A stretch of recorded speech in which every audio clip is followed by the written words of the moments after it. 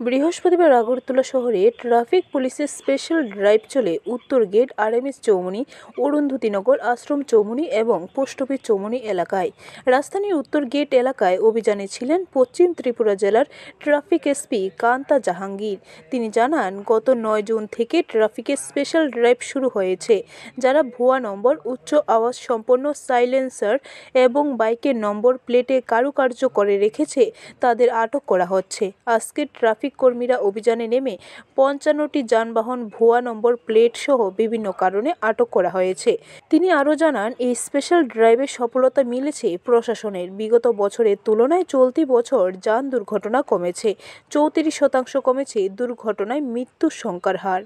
अभी तक का हमारा जो एक्शन है उसमें 635 नॉन स्टैंडर्ड नंबर प्लेट्स को हमने डिटेक्ट किया है और चालान और नोटिस इनके अगेंस्ट में इशू हमने किए हैं।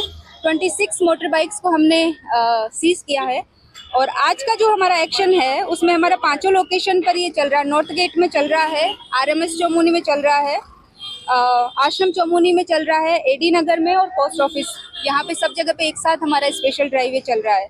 आज हमने 55 नंबर प्लेट्स को, जो नॉन स्टैंडर्ड नंबर प्लेट्स या फेक नंबर प्लेट्स है, उनको आइडेंटिफाई किया है और उनको सीज किया है और अभी हम लोग हमारा एक्शन कंटिन्यू रखेंगे। ब्यूरो रिपोर्ट, खबर त्रिपुरा।